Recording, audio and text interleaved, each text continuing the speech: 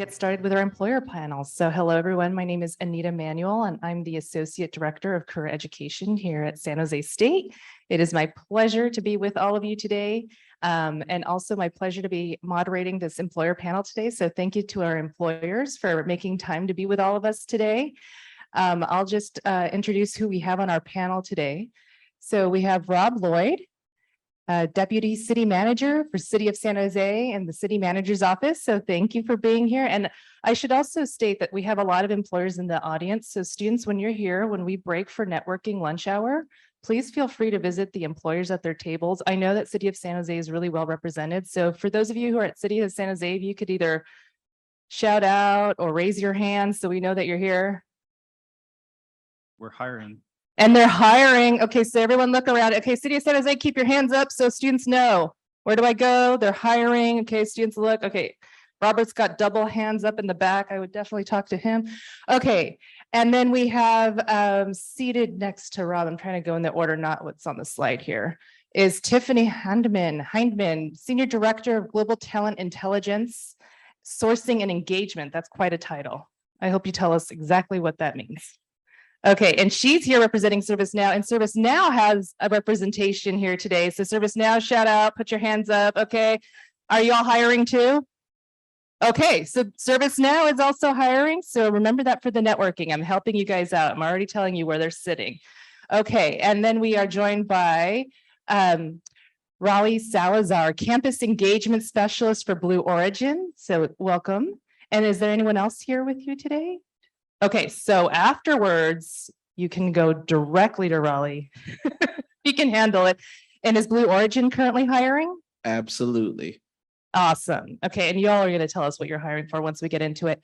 And then last but not least, Peter Nguyen, Regional City Manager for Sherwin-Williams. Shout out to Peter because he literally just joined our panel and just said, hey, I have some wisdom to share with you all. So thank you, Peter, for being a leader and taking initiative to join our panel today. All right, so let's get started. The first question I have for all of you is if you could just tell us a little bit about your current role, and we'll just start in the order that we introduced. There's 2 microphones there, so you may have to share, but I know you guys can do that because you're leaders. And in addition to your job and a little bit about what you do, what excites you about the role that you have? And we'll start with you, Rob.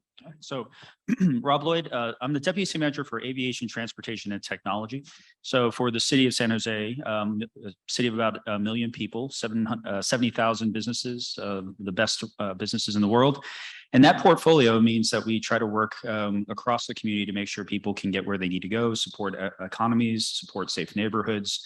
And then on the technology front, that you can have a good interaction with the city when you try to tap us for the services that are interesting or important to you.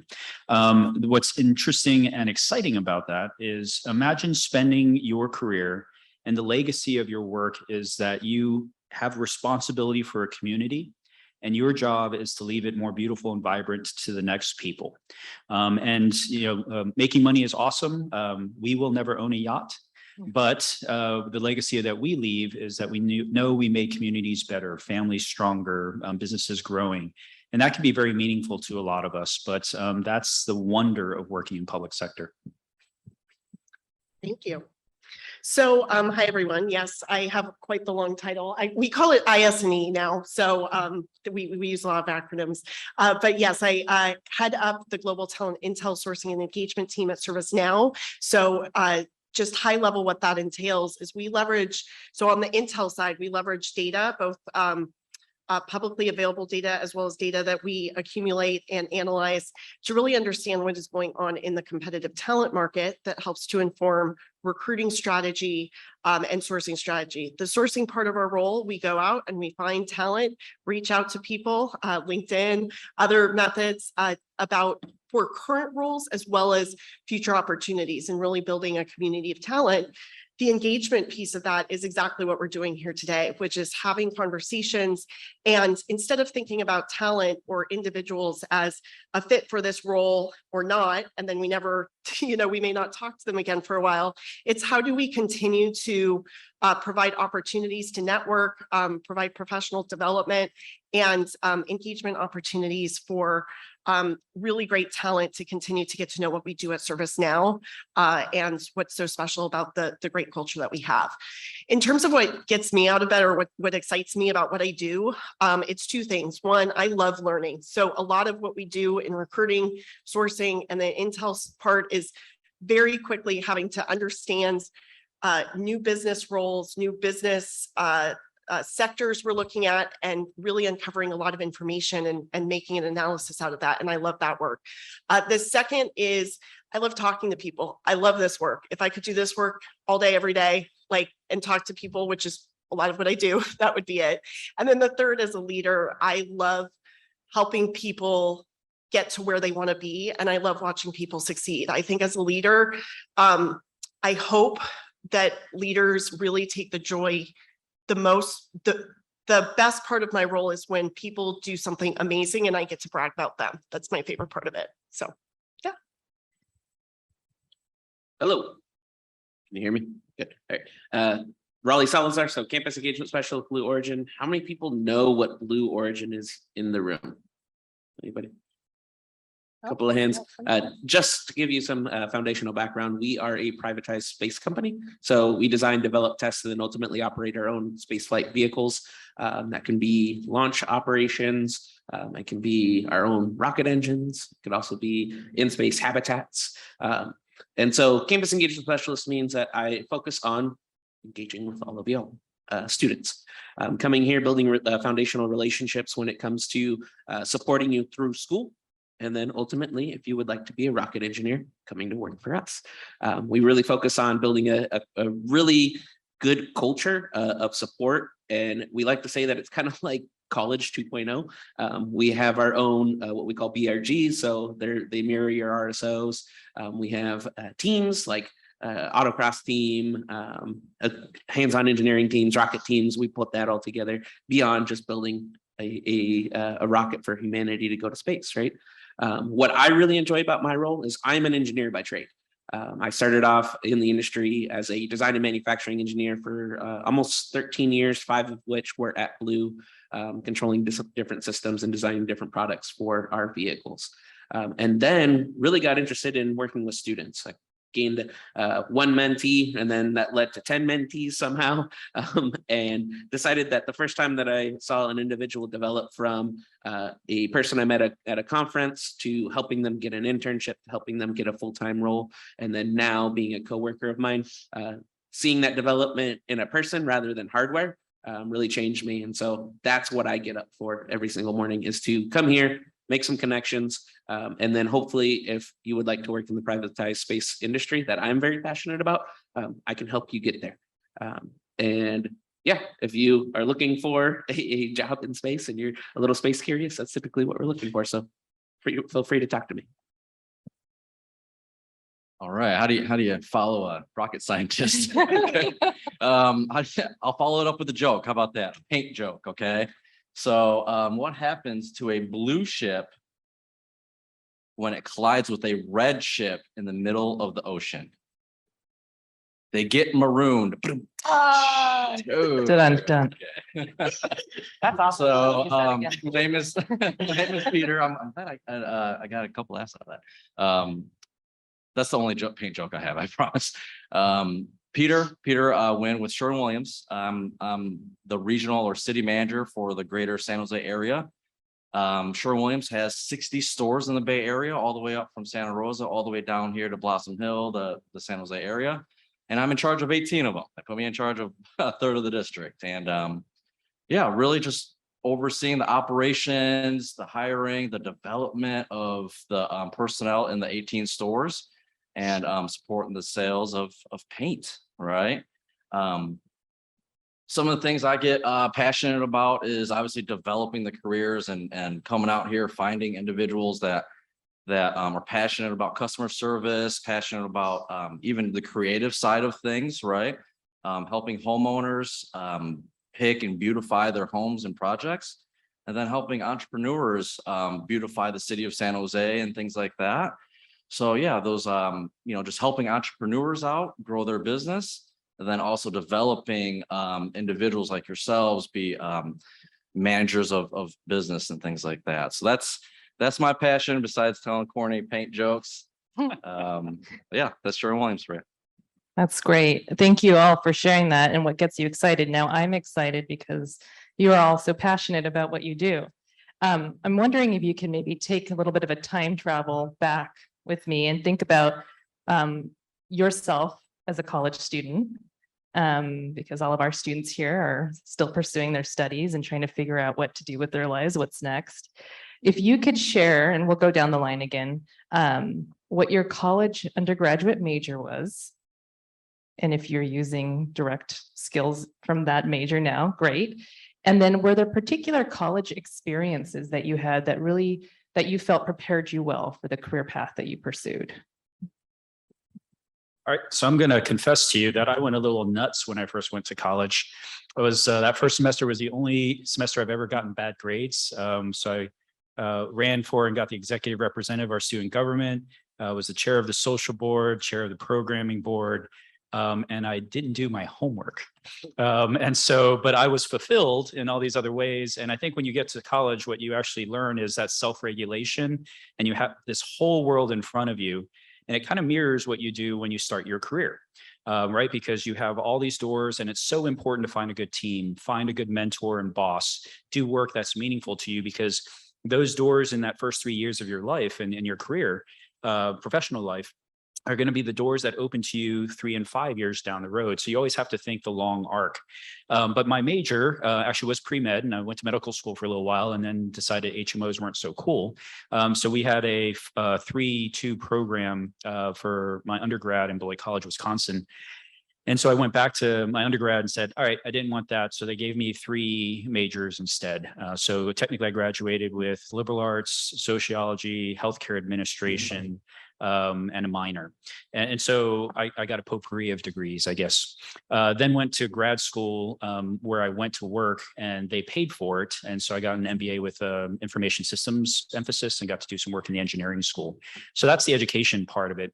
But what I would tell you is the lessons I have from early in my college to professional career is that you do get to explore. You get to find out what you want to do. And for me, the strategy was also experiencing it in the place. And so going to medical school, doing rounds, doing research and H2 blockers.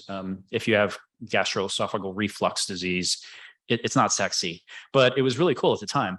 And then you get to say, do I really want to do this for a long time? Is it something passionate for me? These are people I want to work with? And then I also did 2 other internships just because I was like, I need to understand more about myself before I make a life decision. So I did a business and marketing internship with TRW Space and Defense, and I did an IT internship with the city of Colorado Springs, Colorado. When I left Rush University and Beloit College, they all offered me jobs.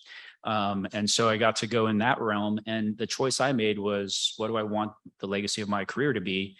Is it, launching rockets, which is cool, and satellites, and war systems, or is it serving a community and making something stronger? And that really appealed to me. So I started off as an IS analyst, implementing IT systems, and then progressed fairly quickly and became a CIO for a state agency by 29. The lesson I had also in that is how important it is the people that you work with, because I was doing kick-ass work that first 2 years and I was pissing off everyone. I was like, all of my projects are ahead of schedule, under budget, extra scope, and I've burned everyone. And that's not going to be great for me long-term. So you also get to mature in that first 1 to 3 years of your career where you say, what kind of manager, what kind of professional, what kind of person do I want to be? Right. So I was a history major, I was a liberal arts major, and a little bit about that. I actually interned at the Air and Space Museum in Washington, D.C. for the curator of astronomy there. I was researching a book. That was fun because as part of that internship, he had me periodically go down to the museum floor and do, he had an education table out in the astronomy center, but I knew nothing about astronomy. So all of a sudden I'm like reading up on astronomy, trying to figure out how to explain about black hole to kids in a way that isn't wrong. Because I was like, oh no, I'm going to give them this wrong fact. But he was writing a book on one of the key figures in the history of astronomy and U.S. astronomy during the Cold War period, and I loved it, and I was supposed to go back there. Congress caught they lost their funding a little bit for that specific project.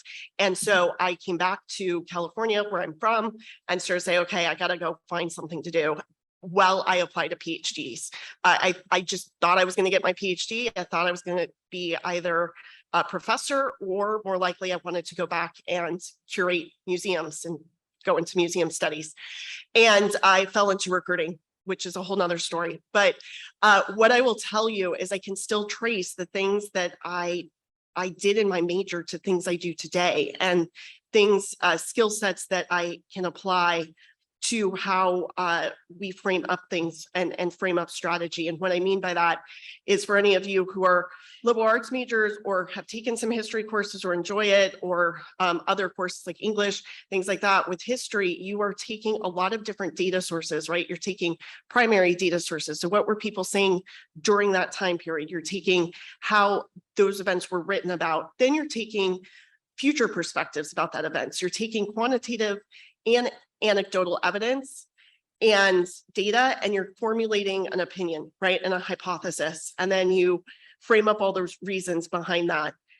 But then you have to understand that history is, the study of history is very subjective, right? So your perspective is not the only one, and you have to learn how to respect other perspectives as well. You have to be able to stand firm in your commitment, but also be able to evolve that analysis, evolve that hypothesis, that strategy as you look forward. And I do that, I think, still in business today. I think a lot of corporate leadership is taking a lot of data very quickly in and formulating a hypothesis and a way forward, being resolute in that decision, but also know that you need to gain additional points of buy-in and additional points of view to be able to kind of more better hone your way forward. So, yeah. So I attended school just north of here in Vallejo at the Maritime Academy, just across the bay, specifically for my bachelor's of mechanical engineering. However, in my junior year, I ran out of money. So I was one of the students that had to work through school, struggled to get student loans. I was in a weird limbo where my parents made too much money, but also had too much debt, so they couldn't pay for me to go to school, but I couldn't get any financial aid. So in my third year, I actually moved home, had to leave school, and took a job with something that I knew. I grew up in the Seattle area, so subsidiary companies to Boeing, Airbus, anything aircraft related. I decided to jump right in and get to work. So I'm no stranger to struggle. Both putting myself through school and then also figuring out, what do I do next? How do I become more successful? What is the next roadblock that I have to overcome? And that's just part of being a student, right? You're out here potentially by yourself, with no family anywhere close to you. And you have to figure out what is your next move to be able to be the most successful version or adult of yourself, right? And so that was the first thing that I learned throughout college that has led into me being a successful engineer, successful campus engagement specialist. I guess it's kind of weird. And so I used those skills that I learned throughout my schooling to become the individual that I am today. Outside of that too, everything that I learned in my bachelor's of mechanical engineering classes that I took up to that point obviously worked into the engineering background that I had. But like I said, you're going to experience some things that are intangible here at school, and those will really, really develop you into the type of person that you need to be here in the near future. If you have some goals and you want to accomplish them, you need to show some grit. You need to pull yourself up and be ready, because the only person holding you down is going to be yourself. I know that this talk is all about leadership, right? But it all starts with you being a leader of your own life at the beginning. So don't let any struggle stop you. I made it. You can make it too. Awesome. Thanks for that. Reminder again, I'm Peter from Sherwin-Williams. I went to school. I'm also a Spartan, but a Michigan State Spartan, distant cousin Spartan. Okay. So it's still in the same family. So, but yeah, just reflecting on my college career there, I was in a fraternity, and I think drawing from the transferable skill sets there, I thought I was just having fun, but really now looking back at it, having gatherings, okay, project management, all right. I was just, throwing that 600 person fraternity party equates to a 600 person pro show for Sherwin-Williams, right? They tasked me to, it was awesome. I had a $50,000 budget. They only gave me $500 back in my college days, but they gave me 50 grand, right? And they said, hey, you know what? We need a grand event to show that our customers, appreciation and customer engagement. I'm like, oh, stuck my hand up, said I would love to organize something like that, right? And we ended up, renting out the Earthquake Stadium here, had an attendance of about 600, right? So, fraternity party 600, painter party 600. Hey, very similar, right?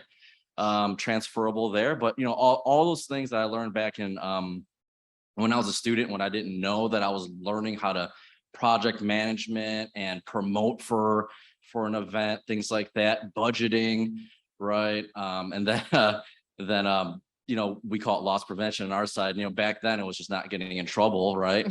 But all those are transferable. Okay, so take all those experiences that you have today, networking, back to the leadership. And I love Jamal's message this morning about authentic leadership style. If I saw him around here, I was going to say, what up, though, because I'm from Michigan and Detroit. So, but yeah, just really just learning yourself in these few years that you have in order to basically be comfortable with yourself. Hopefully that you see that I'm comfortable in my own skin, walking up here in front of a group last minute and doing a panel here, because those are some of the things that I put myself out in front of the group when I was an undergrad. I would go out there, and I also had a microphone. I was saying other things back in my college days, but still riling up the group, right? And having a good time. So just one show of hands. Do we have any business majors in here? Marketing business majors?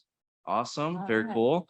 So yeah, marketing was my degree, and I definitely use it all the time. It's sales, it's customer relationships. So all this stuff's transferable, even in the paint world. Okay. So I think we're going to take it to That's the next awesome. question. Yeah. Yes, so this is all really great and helpful. I've heard a lot of transferable skills that y'all mentioned related to being good at empathy, teamwork, communication skills, history majors, liberal arts majors, taking note that you actually are doing a ton of data analytics and like critical thinking, right? And I think one of the questions that we get from our students most is, okay, so I know I have these transferable skills, but you all are hiring. How do I actually show you that I have that on a resume or on my LinkedIn? So I'm going to open this up to anyone, but any tips on how to best show these transferable skills on a resume, in your LinkedIn profile, if you're looking at them? I'll give you at least three. Number one is it's really about what you can describe that you've done. We do see a lot of resumes where people say, I'm hardworking. I have a good work ethic. I'm smart. I've been involved in things. But your career is building skills and building accomplishments and building relationships. So the things that in our mentoring programs we try to encourage people to do is, number one, see the map of your career as early on as a paraprofessional, as a technician. You're going to be doing things, and then over time you're going to say, hey, this should work a little bit better. So I'm going to try to make that function perform better, and that's a little bit of leadership. And then you start to see how things connect, and you say this program really needs to work better.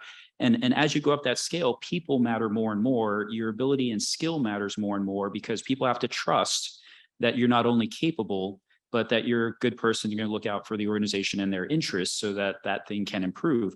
And eventually you get into executive leadership, where you're saying, this is where we need to be in 3 and 5 years. And you kind of see the long arc. So to translate that to Anita's question is when we look at those resumes, we are looking for a couple things. Number one, when you're going in there, you need to convince and show us how you've done things that can translate, and we'll give you the benefit of the doubt. If you can make a fairly strong connection, we're looking for those smart, enterprising, good to work with people, right? If you have to choose anything in the world, choose a team that you believe in and work that's important, choose to work with people who get stuff done, and pick a team that's fun. And then that team is always going to outperform, almost always going to outperform the others. But you can reflect that in your resume by saying, here are the accomplishments. There should be a measure on that. You know, we served 600 people at an event that accomplished these 3 things. I worked with this kind of group of people.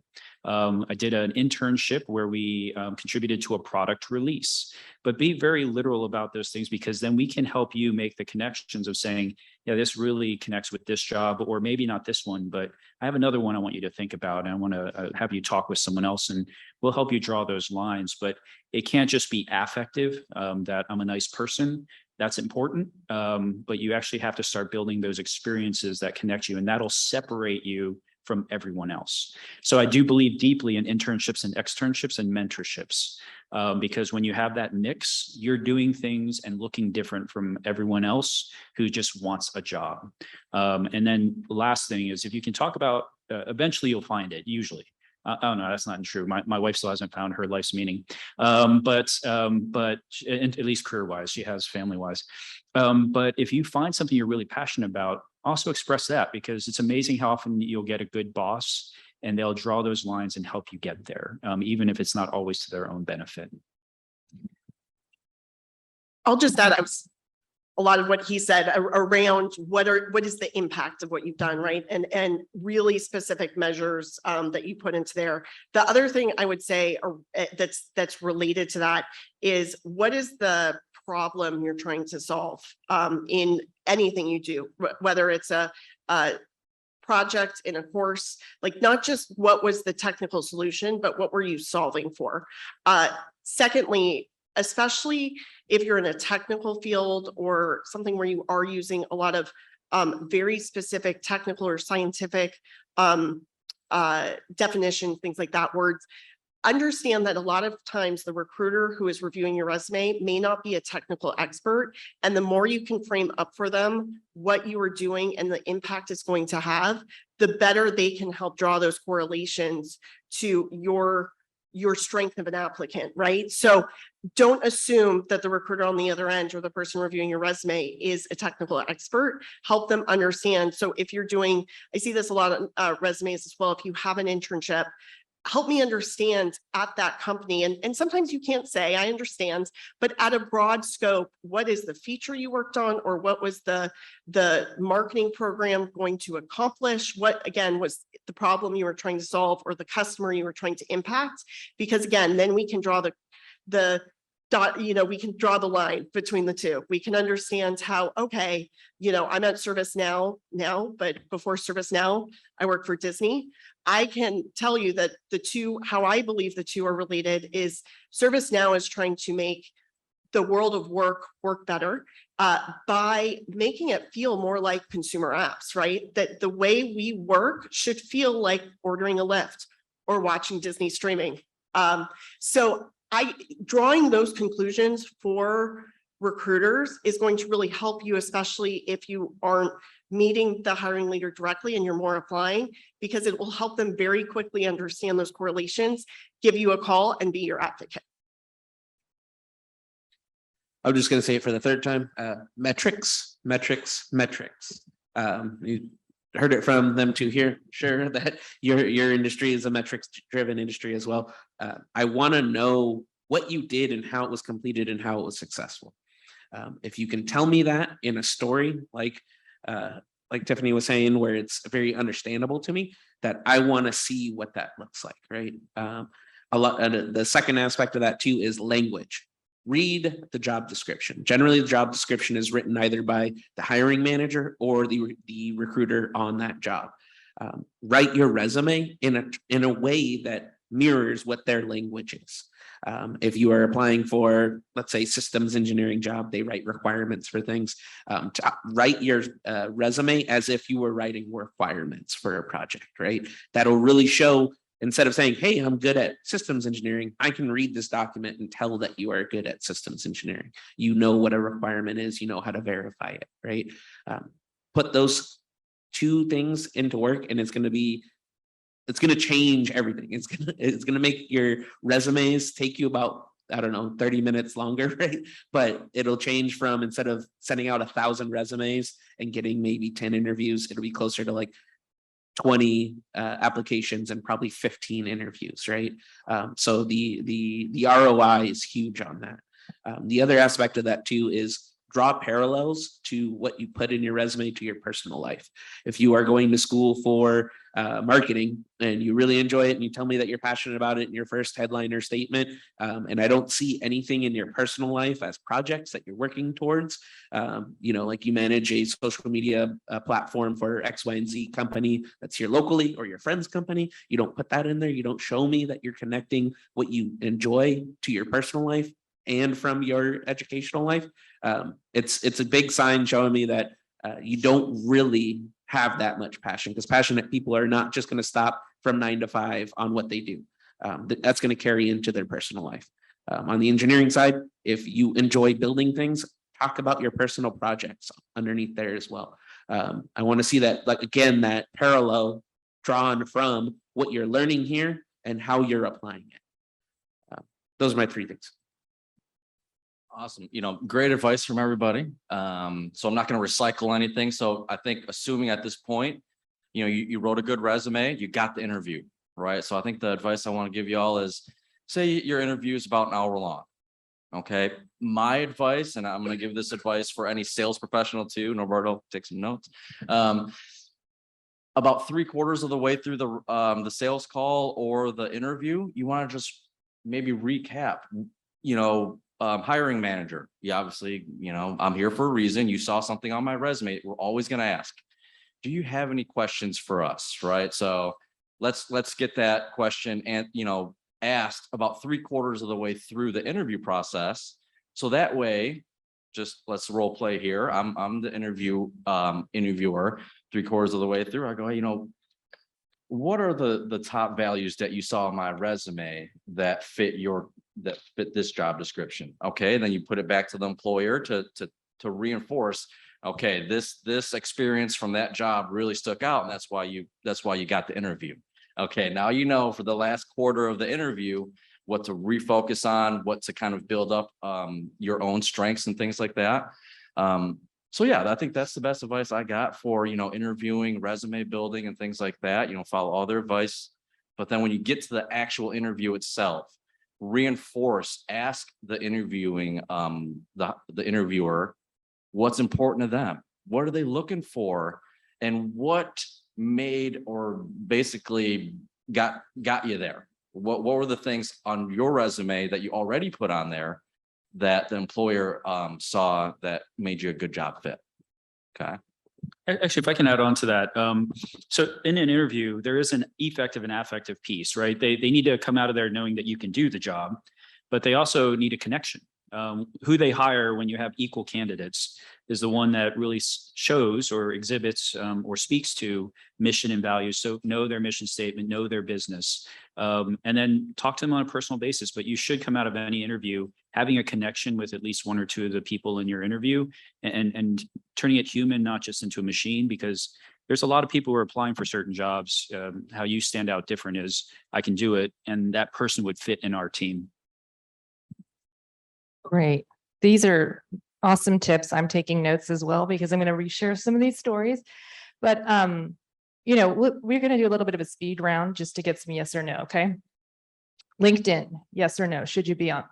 Yes. Okay. Oh yeah. I like thumbs up, thumbs down. Okay, cool. So everyone said yes. So your names are all up here.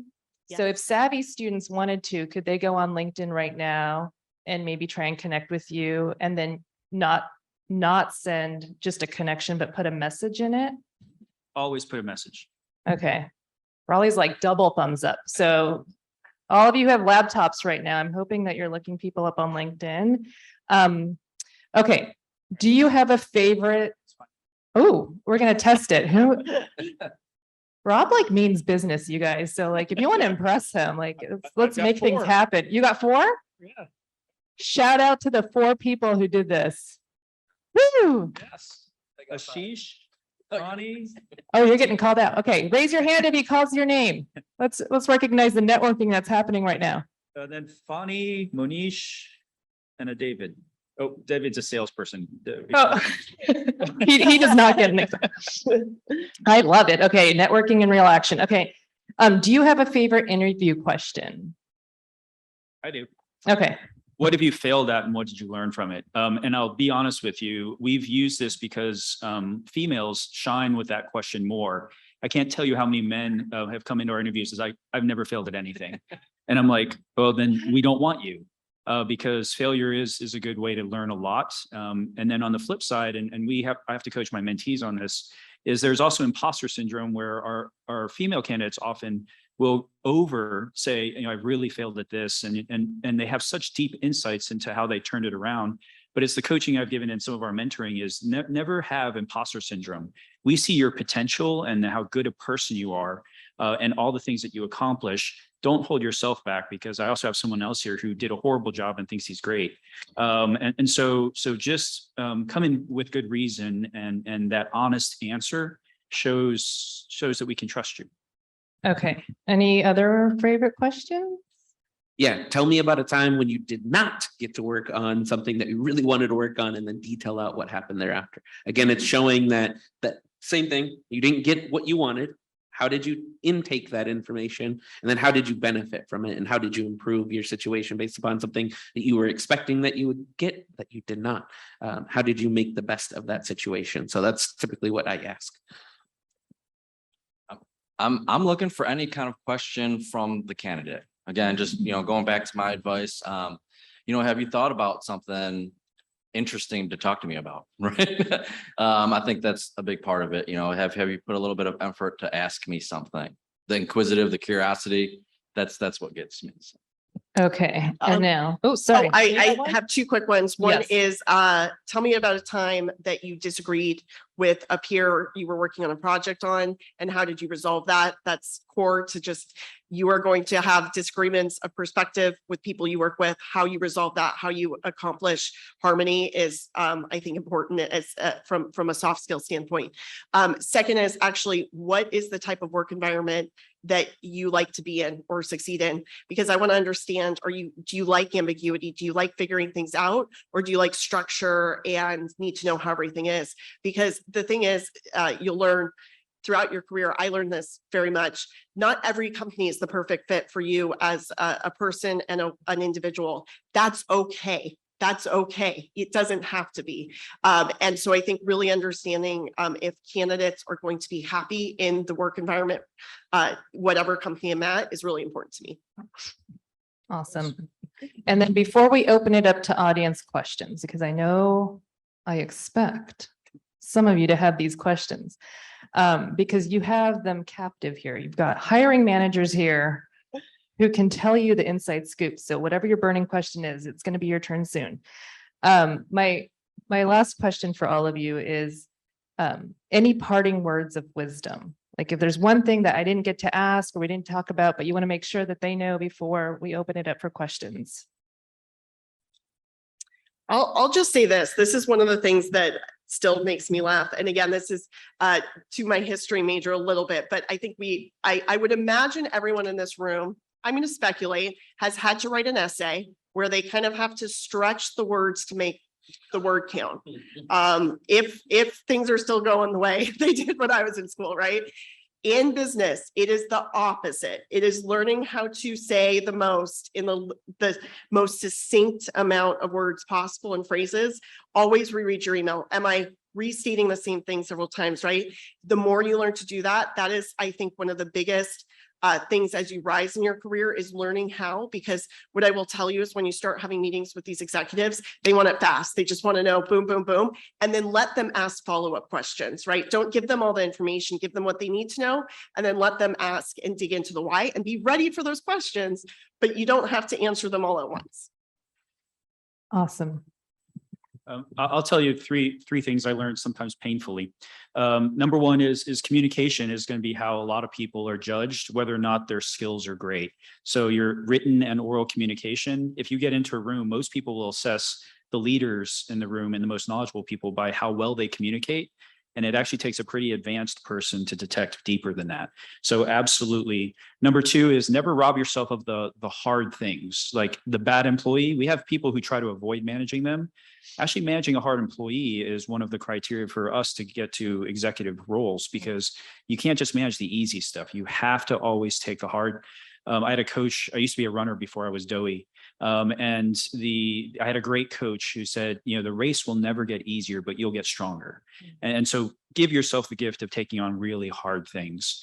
And then the last piece is just remember who your people are and where your values are. You'll make a lot better decisions if you're not like chasing money or just trying to get with a high brand name, but find somewhere that you really want to work. In ServiceNow, Chris Betty, Anna Curtis, Rick Taylor, know them because they're really good people. Don't know anyone with Sherwin-Williams, but Blue Origin, Jeff Bezos seems kind of okay. Pick the teams that you want to work on, and I think you'll always be proud. As a student and you're looking for a job, give yourself some grace. Really focus on your mental well-being as well. I know you're going to be going through finals, stressing out about getting a job. What does that look like? How can I apply? How can I get all of these pieces of information that the four of us or many of the other speakers today, how do I apply that to actually getting a job, right? Take a step back, take a breath, you will be fine. If you don't get your dream job today, you can build skills to get your dream job tomorrow. Okay. Just take a step back. You want to make sure that you are being sustainable, right? That you are taking care of yourself and that you can continue the hunt towards that dream job. And those leadership opportunities as well. So that's my biggest takeaway from this. Also, I talked about writing your resume, right? And the concise communication when it comes to actually being in the job. It might be the opposite on your resume too. Instead of just saying, I built something, tell me how you built it. I sourced X, Y, and Z part. I did it per this spec. I put it together utilizing this manual. I then verified that I torqued the bolts, right? That is all a fancy way of saying I built something, right? But those are the skills that we need to hear about when you're actually writing your resume. So those are my two tidbits. All right, my takeaway, just circling back to the leadership and conference, in order to be a good leader, I've learned that you also need to be a good follower, right? Most of the time, and even the pinnacle of any company, you still have to answer to shareholders. So you always got someone to answer to, right? Most of the time, you got people above you and people below you, right? So in order to demonstrate to the people that report to you, you also have to show that you're also a good follower, maybe to the next level up too. So I think that's the biggest advice I have. I'm always stuck in the middle of some power struggle, so I got to learn how to be a good follower in order to be a good leader. I think that's the best advice I got for y'all. Wonderful. And with that, you guys are so good, concise, on time. We have time to open it up for Q&A. So questions from the audience. Oh, okay. We have one from online. Kelly, what is the question?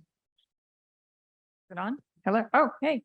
Yes. So from one of our virtual attendees, Dima has asked, for someone who may not have any particular experience within the field due to changing careers or being early on in their college career, how do we market ourselves to appeal to the employers? The limited experience, what can they do? I'll give you the honest answer. You have to build skills, but you can give yourself opportunities to get into that. So the internships, the research projects, even the work study jobs that you do, you do have to get there. Some people have a connection, like you might know someone, and that's important to play too. But just as soon as you get any opportunity, make the most of it by learning more, knowing the right people to talk to, but building some actual expertise, because at least as you go up in your career, that'll matter more than ever. Entry level for me, I tried to dabble in a lot of things, and it's amazing how often people will be open to that and say, if you have an interest in there, I'm glad to try to help you. And there are a lot of good people who try to lift as they rise. And if you're here on campus and you're still going to school and you don't have any of that experience, find that experience on campus in some of the hands-on like student teams. Maybe if I focus on engineering just because that's my background. So there's a Baja team, there's a Formula team here, there's a Rocket team here. Get that experience through those project teams. If you are like a CS major, go and join your computer science like society and go to hackathons. Find ways that don't actually you have to apply to get that experience that you are given if you just signed up for it, right? Take that initiative and find that experience in a kind of like an off-brand way. It doesn't have to be an internship. It doesn't have to be work experience, but it has to be something that applies directly to what you want to do in whatever industry it is.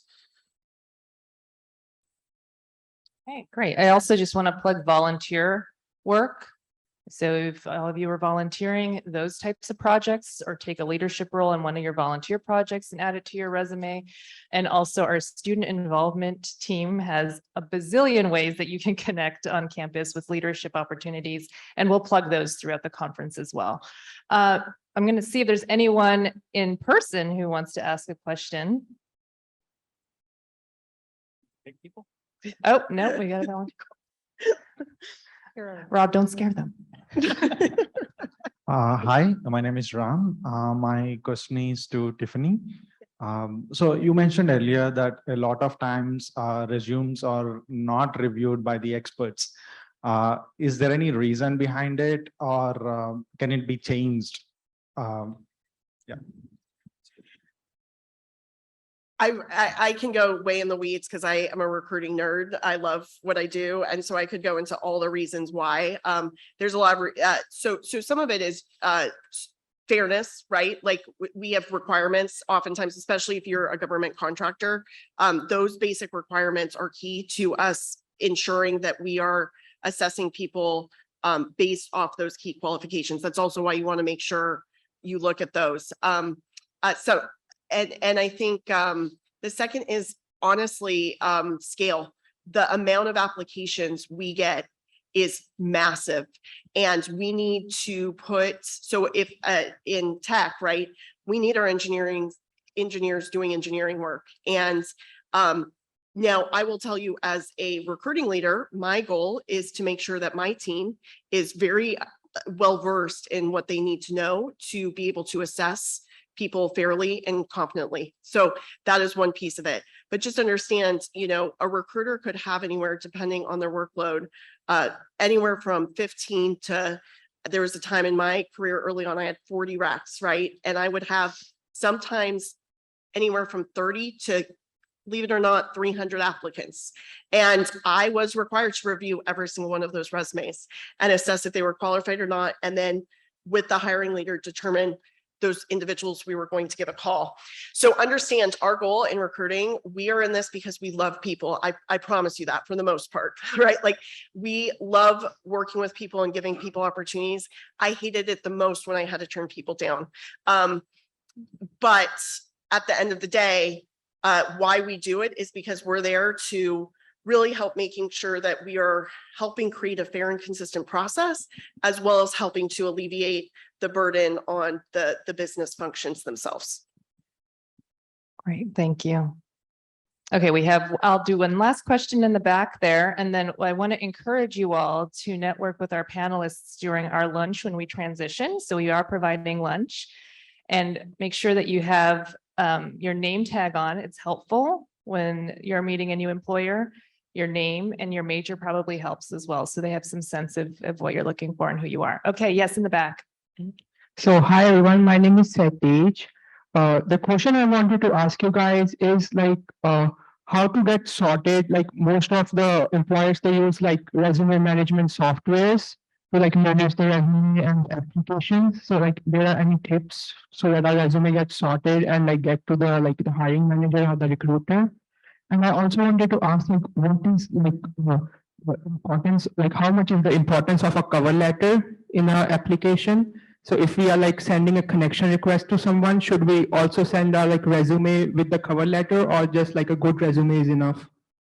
I'm gonna just, again, I don't want to speak to every company has different systems, processes, so I can't speak to every company, and I don't want to, because I don't want to make a unilateral thing that there's many in this room that would be like, no, we don't do it that way.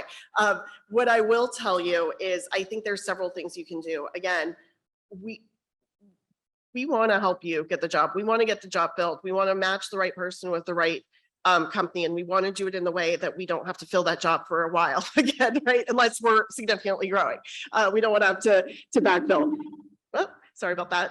So the other thing I would say is it goes back to, again, the clear and conciseness in your resume, helping us understand what you've done, helping us understand how that translates to the role very succinctly in bullet points. Because again, remember I mentioned volume. Doesn't mean every single time or every single company has that volume, but we're looking through these, and I do read these resumes thoroughly, but I'm going to bullet points, right? You master kind of speed reading to look for those key bullet points, and then you dig deeper and deeper.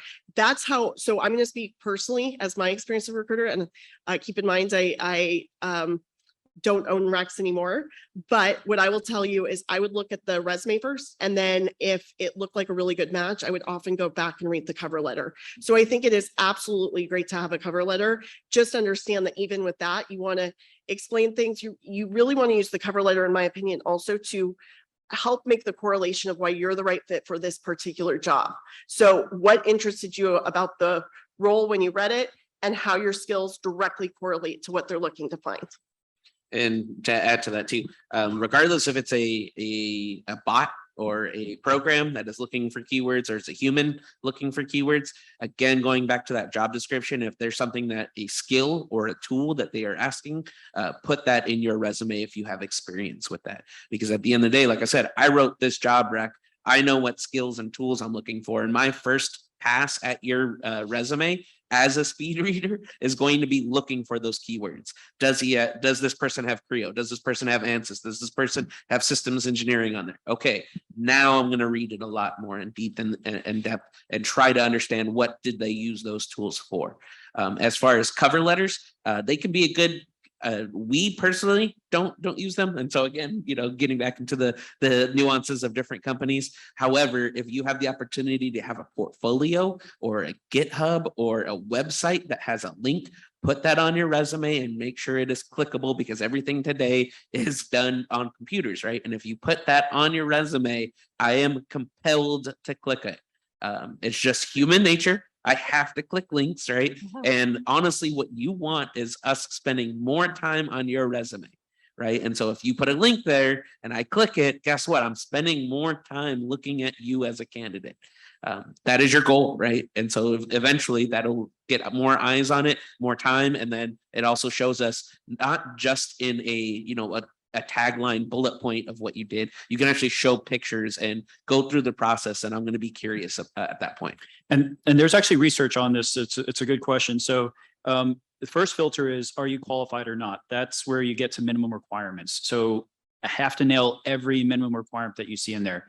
And then you go from that first filter where Tiffany is trying to give a hiring manager a refined group to look at because they've done the hard work of that first pass. And then you get into the segregation of your pipeline, which is no, maybe, yes. And the more that you build up, the research is people generally read from the top left corner. Their eyes dissipate the further down they go and the further to the right they go. And then number two is same as Tiffany, we read the cover letters for the ones that actually look really promising from the resume. And then if you really drive home, never make your cover letter long, please. 2-3 paragraphs, short, concise, cogent, well-written. But then you can really draw the connection of, I want this job. I know your company. I have the desirables.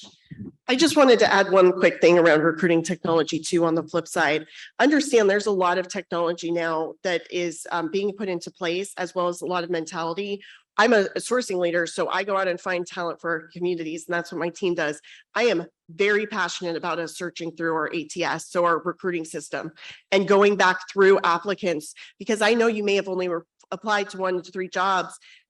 6 months ago, but maybe now I have the job, and I have hired people for my own team by going and searching through our recruiting software. And secondly, there's a lot of tools now that are doing that for companies where they are resurfacing resumes and showing a match. So understand that well, I know you may hear about these, resume review. There's just as much, again, our goal is to help connect talent. And so again, it's where it becomes so important, that resume, because we will unearth that, and we can unearth that and plug you into a different role that maybe is a better fit. And that's a great piece of advice to end on. Don't give up hope. Once you apply, that resume lives in that system. It may actually resurface and serve you well when you were not expecting it. So that's great. Please help me thank our panelists today for this wonderful set of information.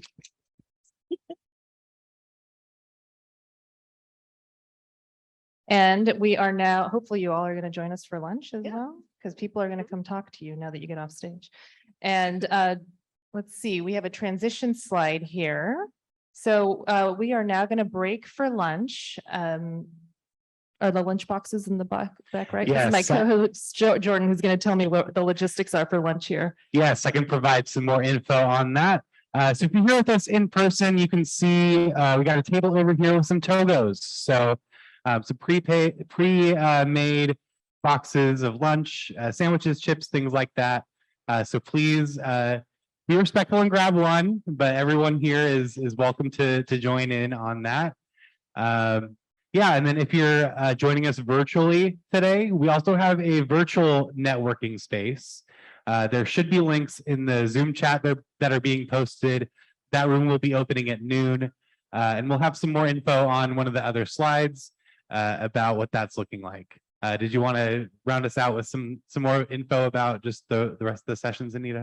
Yeah, absolutely. And forgive me, I have to look behind me because I haven't memorized these slides yet. But we actually, if we go back one, please. Thanks. So for those who are possibly needing to join online, we do have the meeting room links for the virtual pieces. Also from 1 to 1:45, we, in addition to the virtual breakout sessions that you see here, what is leadership, which is actually going to be led by, I think, Jordan, right? Alexis. Oh, Alexis. Oh, okay. What are you going to lead? Okay. We'll see. Marketing your leadership skills will also be hosted by our Career Center staff, Kristen Keller. And we're actually going to dive deeper into how you can write that resume concisely with those keywords, and also what you can put on your LinkedIn profile. And then please come back if you're here in person, because we're going to round out and wrap up the conference back here in the ballroom. And you'll actually get an opportunity to get another entry for the Macy's gift card raffle. That's $300 gift card raffle. So everyone needs new professional gear now. During COVID, we were all wearing our sweatpants, but now we're doing this again. So we need to get those new outfits. So please come back and join us for the closing. And then next slide, please. Yes. Our in-person options. And then we actually have the city of San Jose continuing to talk about opportunities, but actually you get to practice in person these leadership skills with the Department of Energy, Community Energy Department. And they're actually going to run you through what it's like to plan for sustainability and energy management, and then ask for your feedback and how they can solve some of our sustainable energy problems. You could actually put this project on your resume after you complete it today. So you're actually building experience today. And that will be in meeting room 1, and these will start right at 1 o'clock after lunch. And then our second breakout in person is active listening, a skill for your career and your life, by Jordan. Do you want to plug that?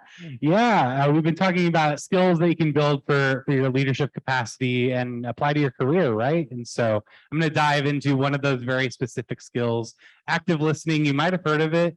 We might not know exactly what it means and what it entails. So we're going to dive a little bit into that. Be a little interactive. You might meet a new friend. It's going to be a great time. Great. And now we can officially break for lunch. Thanks, everyone. Thank you.